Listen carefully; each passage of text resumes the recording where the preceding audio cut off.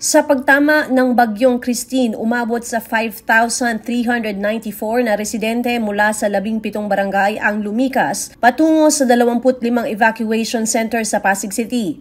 Bago pa man maramdaman ang bagyo, siniguro ng lokal na pamahalaan sa pamumuno ni Mayor Vico Soto ang kahandaan ng bawat evacuation center sa pamamagitan ng operational period briefing at masusing inspeksyon nitong Miyerkules. Kasabay nito, aktibo rin ang incident management team, katuwang ang mga personnel mula sa security, rescue teams at mga nakaantabay sa pumping station. Bilang karagdagang hakbang, nagpaabot ng preemptive evacuation order ang ilang mga barangay upang masiguro ang kaligtasan ng mga residente mula sa posibleng pagbaha at iba pang panganib.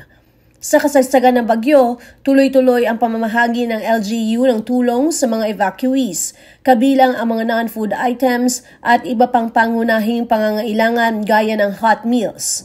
Sa kasagsagan ng operasyon, personal na umikot si Congressman Roman Romulo at ibang konsehal upang maghatid ng tulong at silipin ang kalagayan ng mga lumikas. Well, alam nyo, marami naman talaga nagtutulungan sa atin.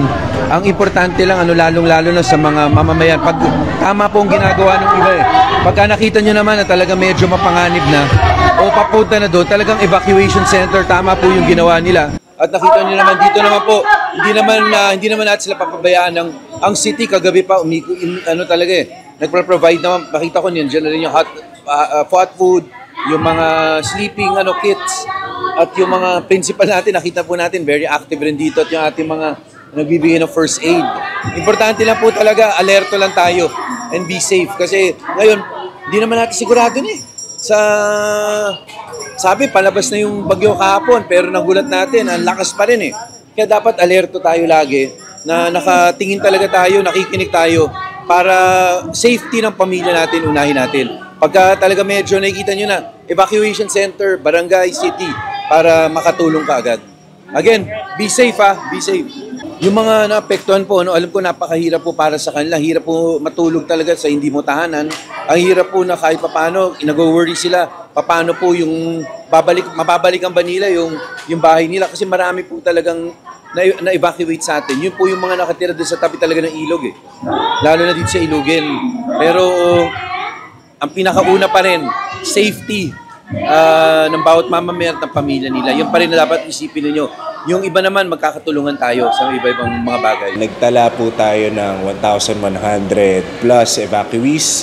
Kaninang 4:30 a.m. sa pareho nating evacuation center, ang Ilaya at Santolan Elementary.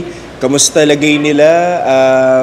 Salamat sa Diyos dahil wala naman po tayong mga naapektuhan ng malala ng baha, ng mga bahay. Agad namang nag-subside ang mga tubig. Yun. Pero ito ay preemptive, 'di ba? Para kung ano man ang mangyari, lalo kagabi, lakas ng bagyo, ay nakalikas at ligtas po sila. Ready naman palagi ang LGU, nakasuporta sa atin. Next action, back to normal operations. Clearing tayo, 'di ba? Traffic operations balik sa normal. Pero siguro dahil sa pabago-bagong panahon, dala na rin ng climate change, 'di ba? Talagang iba na ang panahon ngayon. Pangatlong beses na tayong binaha this 2024. Kailangan nating magpatuloy na mag-monitor sa lagay ng panahon, sa pagtaas ng ilog. Yun. Lagi naman pong handa ang barangay at ang LGU. As of now, anong oras na ba? Alas 10 a.m. Hindi pa tayo nagka-camp closure. Pero as soon as mag-declare naman ang IMT na pwede na tayo magsara, isasara na natin ang ating camps. Pero kung gusto nang bumalik ng ating evacuees sa kanilang mga tahanan, di naman natin sila pipigilan. Okay, sa mga kabarangay namin, alam ko po na hindi madali pinagdadaanan natin mula sa bagyong Karina, Enteng. Ito na naman tayo sa unang pagkakataon sa loob ng 2-3 buwan, 3 beses tayong binaha, no?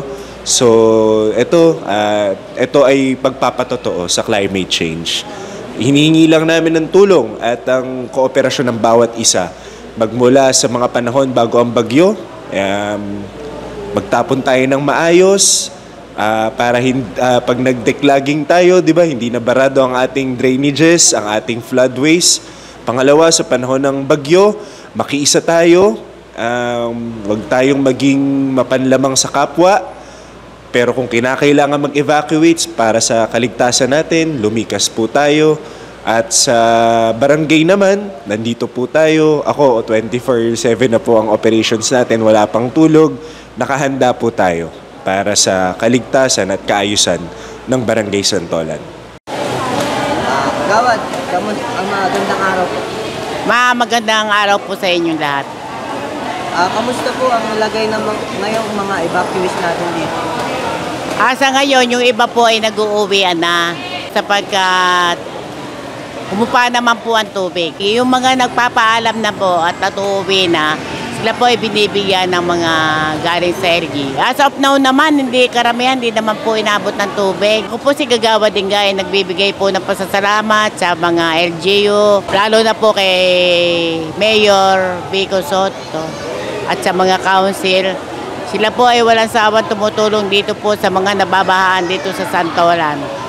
At sa mga nag-i-sponsor po, maraming pong salamat sa inyo. Ang masasabi ko po, sa mga nababahaan, kung kinakailangan po, at eto na po yung tubig, at may alarma na sa kanila, asikasuhin na po nila ang pagpunta po sa mga evacuation center. Ito, bibigay kami ng mga pagkain, tulong, para sa mga nasalanta ng baha. Nakaready naman ang ating barangay sa pamumuno ng aming kapitan, si Gabayan. Kaya po wala kaming pangamba dahil talaga pong pinaghahandaan namin yung ganitong pagkakataon.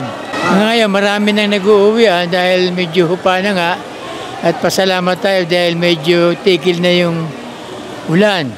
Meron po galing DSWD sa local government natin at ang barangay po ng Santolan ay meron ding nakalaan para sa mga evacuee. Patuloy pa rin natin pangangalagaan yung ating mga netizens dahil hindi tayo nakakasiguro kung talagang hinto na to dahil lang sabi nila mayroon parahong karuktong na darating na bagyo.